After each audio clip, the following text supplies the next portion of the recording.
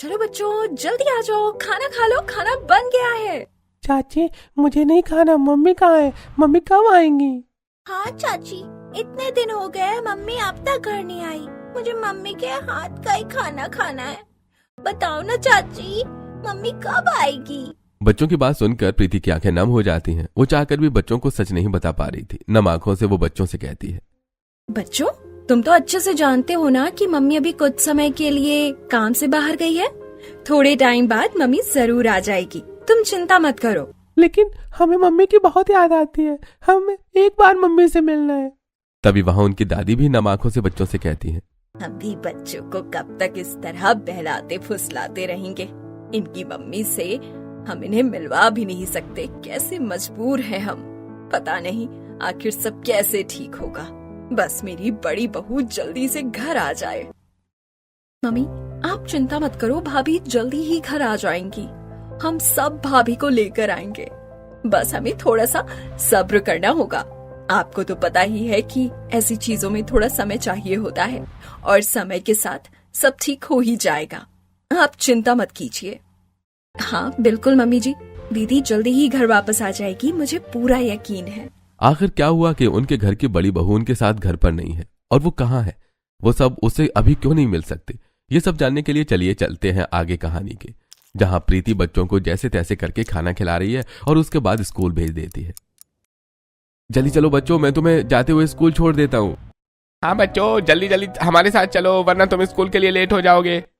रोहन और यश दोनों काम पर जा रहे थे और साथ में पिंकी और चिंटू को भी स्कूल ले जाने के लिए अपने साथ ले जाते हैं। बाहर बहुत तेज ठंडी हवाएं चल रही थी। इतनी कड़कड़ाती सर्दी में तेज ठंडी हवा में चारों ठिठुरते हुए जा रहे थे। पापा मुझे बहुत सर्दी लग रही है, बहुत ठंडी हवा चल रही है, सुबह सुबह ठंड होती है। हाँ पापा, मुझे भी बहुत ठंड लग रही है। बाहर तो सच में बहुत तेज हवा चलती है और बहुत ज्यादा ठंडी हवा है। इतनी तेज ठंडी हवा में तो ठंड रुकना बहुत मुश्किल होता है। हाँ बच्चे, मैं समझता हूँ, तुम चिंता मत करो, हम जल्दी से स्कूल पहुँचने वाले हैं और स्कूल पहुँचने के बाद तुम्हें थोड़ी राहत मिल जाएगी। इस तरह बच्चे स्कूल पहुँच जाते हैं और दोनों बच्चे स्कूल के अंदर जाते हैं। तब रोहन और यश भी वहाँ से अपने अपने काम पर चले जाते हैं। दोनों ही एक फैक्ट्री में काम करते थे। वहाँ पहुँचने के बाद भी दोनों को बहुत ठंड लग रही थी। दोनों ही ठंड में काम कर रहे थे। भैया मुझे भी आज बहुत ठंड लग रही है और ठंड तो काफी बढ़ गई है। इस बढ़ती ठंड के साथ तो काम करना बड़ा मुश्किल हो जाएगा। सच में अचानक से घर के हालात इतने खराब हो गए कि हम ठंड से बचने के लिए कोई स्वेटर भी नहीं खरीद सकते। हाँ लेकिन इस बार हम कोशिश करेंगे कुछ रुपए बचाकर बच्चों के लिए भी और अपने लिए भी एक गर्म स्वेटर खरीदेंगे, वरना इस तरह तो हम सर्दी में काम ही नहीं कर पाएंगे। वहीं दूसरी तरफ घर पर शांति की पड़ोसन शीला उससे मिलने आती है। और बता शांति बहन, सब ठीक है ना? हाँ बहन, सब ठीक ही है। और क्या ही बताऊं तुझे मैं, जैसे घर के हालात चल रहे हैं बस ठीक ठाक गाड़ी चल रही है। अरे बहन चिंता मत कर, वैसे भी तुम लोगों ने पिछले कुछ टाइम में बहुत कुछ सहा है। इतनी सारी चीजें हो गई, तुम तो बहुत मजबूत दिल के आदमी हो। चिंता मत करो, जो थोड़ा बहुत कष्ट है वो समय भी निकल जाएगा। समय के साथ साथ सब ठीक हो जाएगा। हाँ बस सब ठीक हो जाए तो वही अच्छी बात है। अच्छा तेरी बड़ी बहू आएगी क्या? उसके वापस आने की कोई आसार नजर आ रहे हैं? शीला की ये बात सुनकर शांति परेशान हो जाती है और वो धीमे स्वर से कहती है, हाँ अभी तो हमारी उनसे बात नहीं हुई है, एक बार जाकर देखना होगा। अगर सब ठीक होगा तो बहू हमारे साथ वापस आ सकती है। अगर हालात अब ठीक नहीं हुए होंगे तो कहना बहुत मुश्किल है। थोड़ी देर बातचीत करने के बाद वो पड़ोसन भी अपने घर चली जाती है। जब दोपहर में बच्चों का स्कूल से घर आने का टाइम होने लगता है तब अब दोनों बच्चों के घर वापस आने का समय हो गया है और देखना अब घर आते ही फिर से मम्मी मम्मी चिल्लाना शुरू कर देंगे। जब तक दोनों स्कूल में रहते हैं तब तक की थोड़ी शांति रहती है, वरना तो फिर से दोनों यहाँ आकर उदास हो जाते हैं। ऐसा तो है ही मम्मी जी, लेकिन कोई बात नहीं, आप परेशान मत होइए। इस बार हम बच्चों को अच्छे से समझाने की कोशिश करेंगे। लेकिन उन दोनों को कितना भी समझा लो, समझने का नाम तक नहीं लेते। मेरे पास 100 रुपए हैं, मैं अभी दुकान पर जाकर बच्चों के लिए बेसन और छाछ लेकर आती हूँ। उन दोनों को कढ़ी चावल बहुत पसंद है। जब दीदी थी तो दोनों बहुत खुश होकर कढ़ी चावल खाते थे। मैं अभी जल्दी से दुकान से सामान लेकर आती हूँ और उन दोनों के लिए कढ़ी चावल बनाऊंगी। अब प्रीति दुकान पर जाती है और उसके बाद वो वहां से सामान खरीदती है। भैया आप मुझे आधा किलो बेसन और 2 छाछ दे दो। ठीक है बहन जी, मैं आपको सामान तो दे दूंगा, लेकिन आपका पीछे का उधार भी अभी तक बचा हुआ है। आप उसके पैसे कब तक दे देंगी? भैया मैं 100 रुपए लाई हूँ, आज के सामान के पैसे काट लेना और जो बचेंगे वो भी रख लेना, बाकी धीरे धीरे चुका दूंगी। आपके 1000 रुपए देने हैं ना मुझे? जी बिल्कुल, 1000 रुपए बचे। जैसे ही इनकी पगार आ जाएगी मैं आपको आपके पैसे लौटा दूंगी। आपको तो पता ही है अभी थोड़ी परेशानी चल रही है। हाँ, इसीलिए मैं आपको कुछ नहीं कहता। कोई बात नहीं, जब आपके पास पैसे होंगे तब दे देना। वैसे भी पिछले कुछ समय में आपके परिवार वालों ने बहुत कुछ सहा है। इतना कहकर दुकानदार प्रीति को राशन दे देता है और प्रीति ठंड में ठिठुरते हुए घर तक वापस आती है। घर वापस आने के बाद वो चूल्हे पर लकड़ी जलाती है और उसके बाद उस पर कढ़ाई रखकर छाछ और बेसन की मदद से कढ़ी बनाना शुरू करती है। क्या आप सादी कढ़ी बनाएंगी भाभी? हाँ रिया, अभी इतने पैसे नहीं है कि मैं तेल और सब्जी ला सकती। अब दुकानदार से सारा सामान उधार पर लेना अच्छा नहीं लगता। मैं जानती हूँ कि बच्चों को भी और आप सभी को पकौड़े की कढ़ी बहुत ज्यादा पसंद है, लेकिन अभी इतने पैसे नहीं थे। अभी तो मैं सादी कढ़ी ही बना देती हूँ। अरे कोई बात नहीं बहू, जैसा भी है हम खा लेंगे, इतना चिंता करने की जरूरत नहीं है। बच्चों को बस कढ़ी चावल पसंद है, वो तो उनके लिए प्यार से बना रही है, बस वही बहुत है। बाकी तू बच्चों के लिए इतना कर रही है, सच में बहुत बड़ी बात है।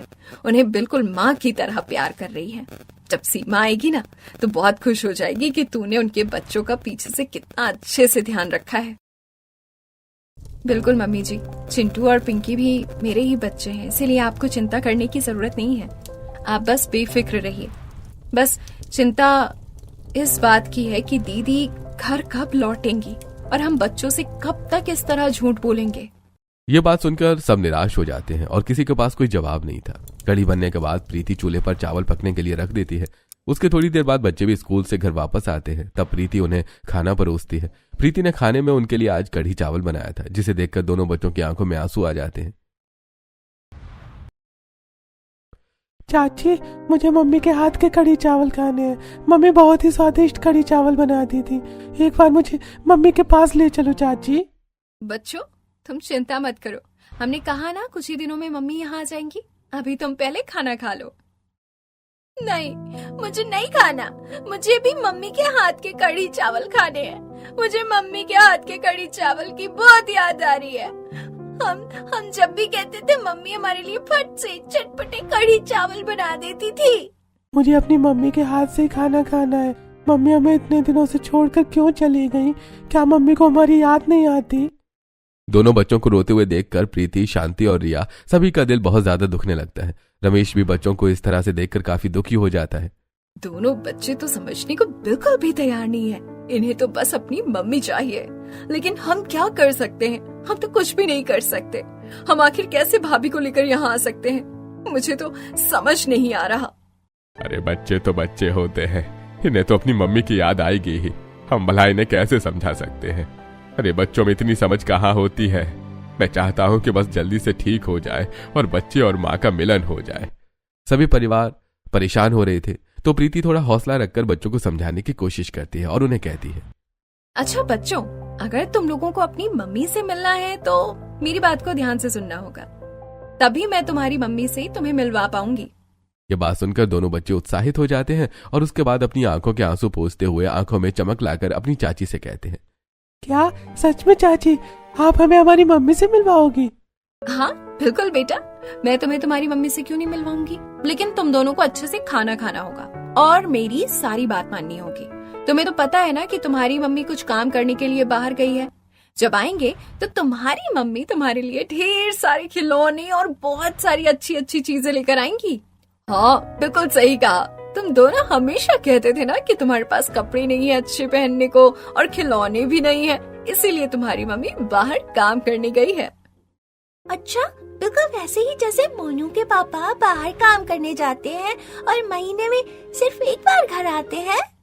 हाँ मेरी प्यारी बेटी, तुमने बिल्कुल सही कहा। कुछ इसी तरह तुम्हारी मम्मी बाहर गई है, इसीलिए तुम दोनों को चिंता करने की बिल्कुल भी जरूरत नहीं है।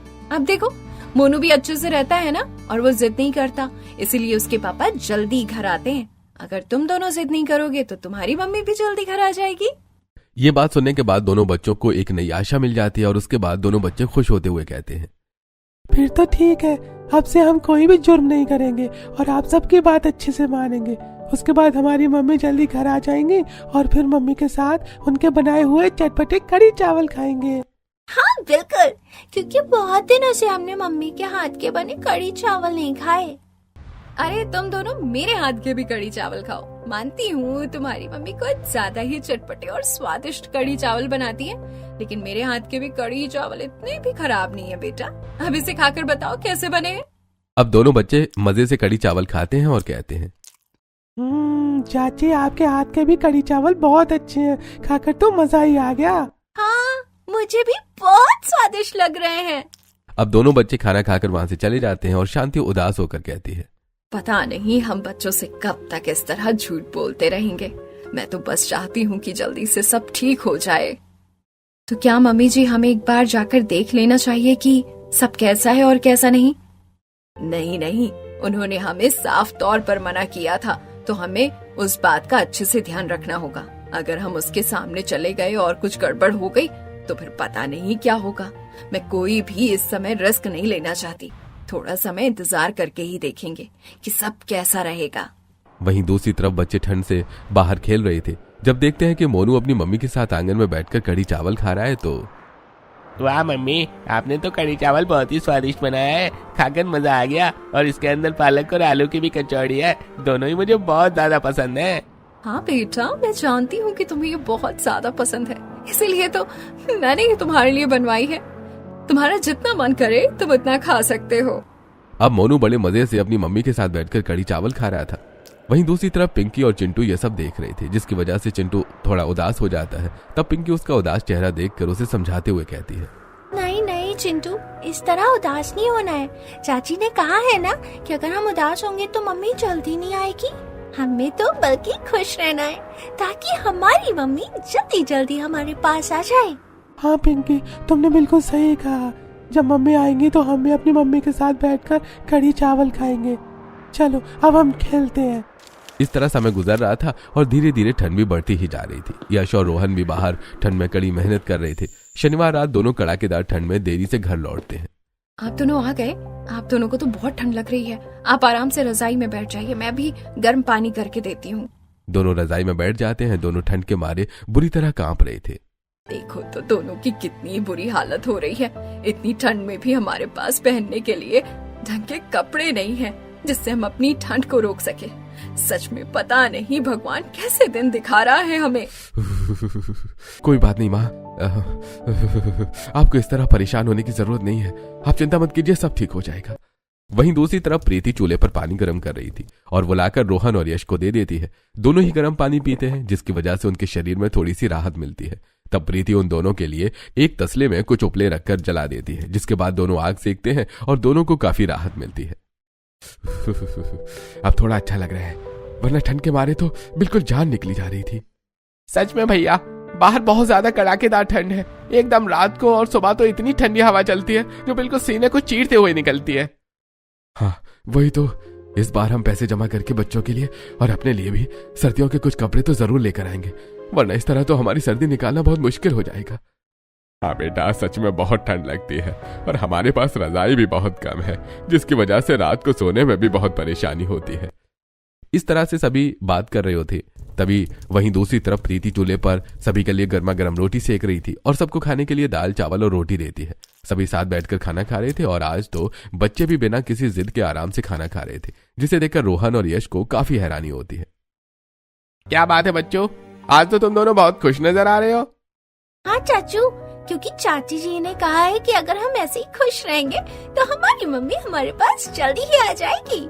हाँ, इसलिए अब से हम ना तो कोई शरारत करेंगे और ना ही अब परेशान होंगे और ना ही दूसरों को परेशान करेंगे। बिल्कुल सही कहा, चाहे कुछ भी हो जाए बच्चे माँ को कहाँ भूल सकते हैं। मैं भी पता नहीं क्या सोच रहा था कि आज बच्चे पता नहीं कैसे भाभी को भूल गए, लेकिन ये सब तो बस मन बहलाने के लिए था। बच्चों की हालत देखकर रोहन भी उदास हो जाता है और मन ही मन सोचता है, मैं भी चाहता हूं अब तो कि जल्दी से घर आ जाए और जल्दी से सब ठीक हो जाए तो कितना अच्छा होगा। सोच रहा हूं कि कल एक बार जाकर सब देख ही लूंगा, कैसा है सबको बिना बताए चला जाऊंगा, वरना सब गुस्सा करेंगे और दूर से देख लूंगा। अगले दिन सुबह रविवार था और यश और रोहन दोनों को ही काम पर नहीं जाना था। तब रोहन तो चुपचाप किसी को भी बिना बताए घर से बाहर निकल जाता है। चाचू, पापा कहीं पर भी नजर नहीं आ रहे हैं। आखिर पापा कहाँ चले गए? हमें आज संडे को बाहर घूमने जाना था। हाँ बिल्कुल, पापा भी ऐसे ही हैं। हाँ, हमें छोड़कर तो नहीं चले गए ना कहीं? हाँ, जैसे हमारी मम्मी चली गई। ये सवाल पूछकर दोनों बच्चों की आंखों में आंसू आ ही रहे थे कि तभी यश उन्हें समझाते हुए कहता है, अरे नहीं नहीं बच्चों, ऐसा कुछ भी नहीं है। तुम दोनों चिंता मत करो, तुम्हारे पापा बस यहीं गए हैं। एक काम करो, तुम दोनों मेरे साथ घूमने चलो, मैं तुम्हें घुमा कर लाता हूँ कहीं पर। अब यश दोनों बच्चों को घुमाने के लिए ले जाता है और वो सब इधर उधर घूम रहे थे। थोड़ी देर बाद यश उन दोनों को लॉलीपॉप दिला देता है और दोनों बच्चे लॉलीपॉप खाते हुए अपनी धुन में बड़े मजे से बाजार की तरफ जा रहे थे। तभी उन्हें नजर आता है कि वहां थोड़ी दूर पर उनके पापा खड़े हैं और चुपके किसी को देख रहे हैं। अपने पापा को देखते ही दोनों बच्चे चाचा का हाथ छुड़ाकर अपने पापा की तरफ उन्हें आवाज लगाते हुए भागने लगते हैं। पापा पापा पापा, आप कहाँ चले गए थे? आप यहाँ क्या कर रहे हैं पापा? पिंकी और चिंटू दौड़कर रोहन के पास जाते हैं और उसका हाथ पकड़ लेते हैं। वहीं रोहन उन्हें देखकर भी काफी हैरान हो जाता है। अरे बच्चों, तुम दोनों यहाँ क्या कर रहे हो? पापा, आप हमें छोड़कर आ गए थे, इसीलिए हम यहाँ चाचू के साथ घूमने आए हैं। अरे बच्चों, तुम दोनों भी ना, मैं तो बस यहाँ पर किसी से काम से आया था। रोहन उन्हें कह रहा था कि तभी चिंटू की नजर अपनी मम्मी पर जाती है और वो दौड़ते हुए अपनी मम्मी के पास चला जाता है और सीमा का आंचल पकड़ते हुए आंखों में आंसू लेकर वो कहता है, मम्मी आप कहाँ थी? आप हमें छोड़कर क्यों चली गई थी? आपको पता भी है हम इतने दिनों से आपको कितना याद कर रहे हैं। सीमा ठेले पर अपने कढ़ी चावल बेच रही थी। देखिए बहन जी, आप तो बहुत ही बढ़िया चटपटे कढ़ी चावल बनाते हो, सच में मजा ही आ गया। और अचानक से चिंटू को वहां देखकर काफी हैरान हो जाती है। अरे बेटा, तुम कौन हो और यहाँ क्या कर रहे हो? तुम मुझे अपनी मम्मी क्यों कह रहे हो? ये बात सुनकर चिंटू और टूट जाता है और जोर से रोते हुए कहता है, क्या अब आपको मैं याद नहीं हूँ? क्या मैं कोई गलती की है जो आप मुझसे नाराज हैं? दूर से यश और रोहन ये देख लेते हैं। अरे भैया, ये सब क्या हो रहा है? हमें कुछ ना कुछ तो जरूर करना होगा। यश और रोहन दौड़कर वहां आ जाते हैं और उसके बाद यश चिंटू को चुप करवाने के लिए थोड़ा साइड हटाता है तो रोहन सीमा को सारी बात बताता है। देखिए, मुझे माफ कर दीजिए, ये मेरे बच्चे हैं और उनकी मम्मी कहीं दूर चली गई है और वो बिल्कुल आपकी तरह दिखती है। उन्हें बस उनकी बहुत याद आती है, इसलिए हर रोज रोते हैं और आपको यहाँ देखकर अपनी मम्मी समझ रहे हैं। ओह अच्छा, ऐसी बात है, कोई बात नहीं। तब पिंकी और चिंटू बार बार मम्मी कहकर सीमा को पुकार रहे थे। अब सीमा भी बच्चों का दर्द समझ रही थी, इसलिए कुछ नहीं कहती। अच्छा, तो मम्मी आप यहाँ पर कढ़ी चावल बेच रही थी हमारे लिए, ताकि आप हमारे लिए बहुत अच्छे कपड़े और खिलौने ला सके, है ना? हाँ बेटा, बिल्कुल। मुझे यहाँ पर बहुत काम करना पड़ता है, इसीलिए मैं घर नहीं आ पाती। अच्छा, तुम दोनों ये सब छोड़ो और मेरे हाथ के कढ़ी चावल खाओ। हाँ मम्मी, मुझे आपके हाथ के कढ़ी चावल खाने हैं, बहुत समय से नहीं खाए। आपके हाथ के कढ़ी चावल तो बहुत स्वादिष्ट होते हैं। सीमा दोनों बच्चों को कढ़ी चावल देती है और कढ़ी चावल खाकर दोनों बहुत ही ज्यादा खुश हो जाते हैं। वाह मम्मी, आपके हाथों में तो जादू है, वही जादू जो बिल्कुल पहले था। आपने तो बिल्कुल वैसे ही कढ़ी चावल बनाए हैं, पकौड़ी वाले, जैसे हमें पसंद है। हाँ मम्मी, बिल्कुल आपके जितने स्वादिष्ट कढ़ी चावल कोई नहीं बना सकता। सच में ये बहुत अच्छे हैं। हाँ, एकदम बढ़िया, मस्त चटपटे कढ़ी चावल। अच्छा बच्चों, चलो हम घर वापस चलते हैं। नहीं पापा, हमें तो आज मम्मी के पास ही रहना है। बहुत दिनों बाद हमें मम्मी मिली है। नहीं बेटा, हम यहाँ नहीं रह सकते। मम्मी को अभी बहुत काम करना है, पैसे कमाने हैं। मम्मी बाद में ही आएगी। हाँ बच्चों, मैं भी तुम्हारे साथ घर नहीं चल सकती।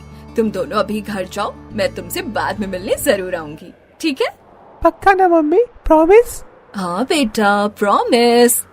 इतना कहकर बच्चे वहां से चले जाते हैं और सीमा घर आकर ये सारी बात अपने मम्मी पापा को बताती है। बताओ मम्मी पापा, ऐसा भी कुछ हो सकता है भला? पता नहीं कौन बच्चे थे, लेकिन बहुत ही प्यारे थे। अच्छा देखो, आज मुझे काफी अच्छा मुनाफा भी हुआ है। ठीक है बेटा, अब तुम आराम कर लो। सीमा वहां से चली जाती है और सीमा की बातें सुनकर उसके मम्मी पापा बड़े उदास हो जाते हैं। डॉक्टर ने अभी इसे अपने परिवार से दूर रहने को कहा था, लेकिन आज ये अपने परिवार से मिली, लेकिन इसे कुछ भी याद नहीं है। बस मैं चाहती हूँ इसका कोई बुरा असर ना पड़े। सच में उस दिन के बाद तो पूरी दुनिया ही पलट गई हमारी बेटी की। लेकिन मुझे भी खुशी है कि उनसे मिलने के बाद कुछ गलत नहीं हुआ। पहले हमारी बच्ची कितनी खुश थी और उस हादसे के बाद तो सब बदल ही गया। नॉर्मल घर और अपने ओपन किचन में सीमा कढ़ी चावल बना रही थी। उसकी सास शांति उसके पास आती है। अच्छा बेटा, तूने सारा कढ़ी चावल बना लिया है ना? हाँ मम्मी जी, बिल्कुल बना लिया है। आज तो बल्कि मम्मी जी मैंने ज्यादा ही बनाया है, क्योंकि हर बार कढ़ी चावल कम पड़ जाता है। सभी को मेरे हाथ के चटपटे कढ़ी चावल बहुत पसंद आते हैं। क्योंकि दीदी आपके हाथों में तो जादू है, और जितने स्वादिष्ट कढ़ी चावल आप बनाती हैं, उससे ज्यादा स्वादिष्ट कढ़ी चावल तो कोई नहीं बना सकता। शुक्रिया प्रीति, तुम भी बिना वजह मेरी कितनी तारीफ करती रहती हो। कुछ भी बिना वजह नहीं होता दीदी। अच्छा ठीक है, अब आप आराम से काम पर जाइए और घर की चिंता बिल्कुल मत करना। बच्चों और घर को मैं बिल्कुल अच्छे से संभाल लूंगी। तुम्हारे रहते हुए तो मुझे वैसे भी चिंता करने की कोई जरूरत नहीं है। इतना कहकर सीमा अपने ठेले पर सारा कढ़ी चावल का सामान रख लेती है और उसके बाद वो अपना काम करने वहां से चली जाती है। सीमा वहां से जा ही रही थी कि जब वो एक ठेला लेकर रोड क्रॉस कर रही थी, तब एक बड़ा सा ट्रक बेकाबू होकर उसे टक्कर मार के वहां से चला जाता है। इसके बाद वहां आसपास के लोग उसे अस्पताल लेकर जाते हैं और सीमा का पूरा परिवार हॉस्पिटल आता है।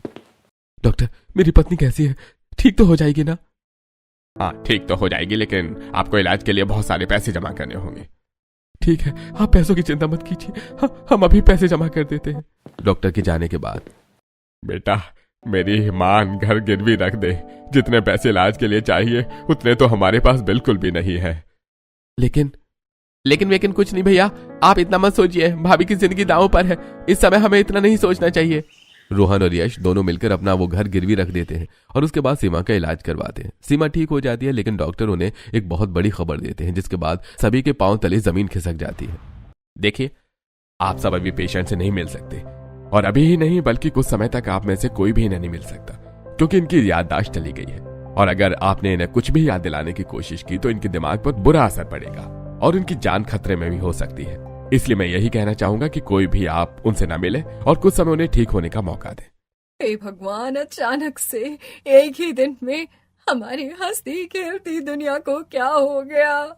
इस तरह वो सब सीमा से नहीं मिल सके और उन्होंने अपना घर बेच दिया था, जिसके बाद वो अब अपने गरीब छोटे से झोपड़ी वाले घर में शिफ्ट हो गए थे और सीमा भी अपने मायके चली गई थी।